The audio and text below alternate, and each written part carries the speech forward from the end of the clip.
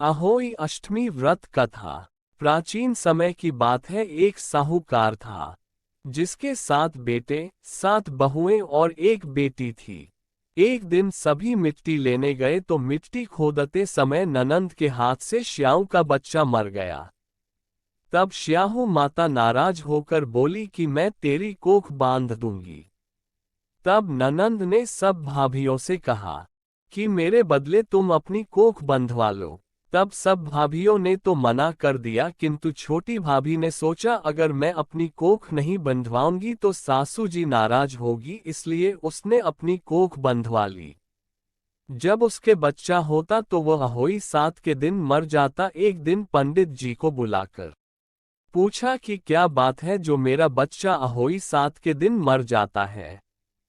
तब पंडित जी ने कहा कि शाहू माता ने तुम्हारी कोख बांध दी थी, इस कारण तुम्हारा बच्चा मर जाता है।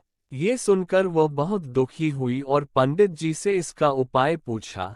तब पंडित जी ने बताया कि तुम सुरही गाय की सेवा करो। सुरही गाय श्याऊ माता की सहेली है।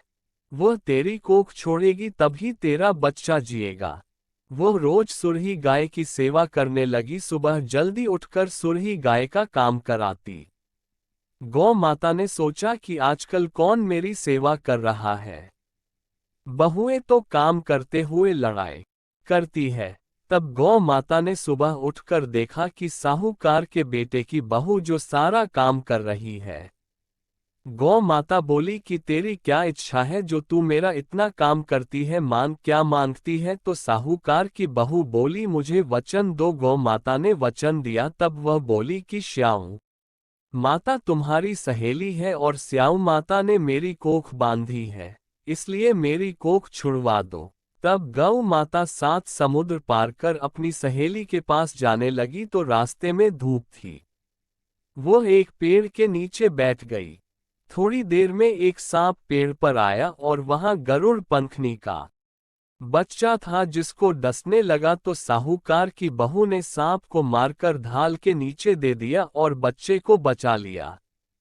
गरुड़ पंखनी आई और साहूकार के बेटे की बहू को चोंच मारने लगी तो वह बोली कि मैंने तेरा बच्चा नहीं मारा है, ये सांप तेरा बच्चा मार रहा था, मैंने बचा लिया है।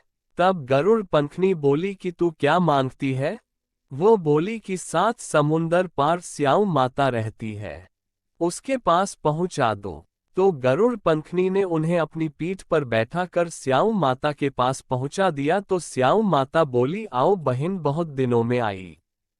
और श्याऊ माता बोली कि मेरे तो सिर में जूं पड़ गई है। फिर साहूकार की बहू ने उसकी सारी जूं निकाल दी। तब श्याऊ माता बोली कि तुमने बहुत भलाई करी, इसलिए तेरे 7 बेटे 7 बहुएं हों। तो वह बोली कि मेरे पास तो एक बेटा भी नहीं है, तो 7 कहाँ से होंगे। तब श्याऊ माता बोली कि क्यों नहीं होंगे। जब वह बोली कि पहले वचन दो।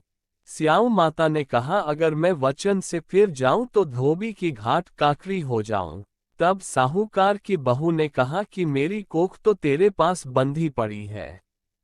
तब स्याहू माता बोली कि तूने तो मुझे ठग लिया, मैं तो तेरी कोख खोलती नहीं, किंतु अब खोलनी पड़ेगी। जा, तेरे घर 7 बेटे 7 बहुएं मिलेंगी और 7 उजमन करियो, 7 मांडिया, 7 कड़ाही करियो। वो घर गई तो वहां देखा 7 बेटे 7 बहू बैठी हैं। बहुत धन हो गया तो उसने 7 अहोई मांडी, 7 उजमन करे, 7 कड़ाही करी। सारी जिठानियां बोली कि यह सब कैसे हुआ। तो वह बोली कि मुझे तो ये सब श्याऊ माता ने दिया है। हे स्याहू माता, जैसे साहूकार के बेटे की बहू को दिया वैसे सबको देना। अहोई अष्टमी की कहानी कहने वाले को, सुनने वाले को और पूरे परिवार को देना। ये थी अहोई अष्टमी व्रत कथा।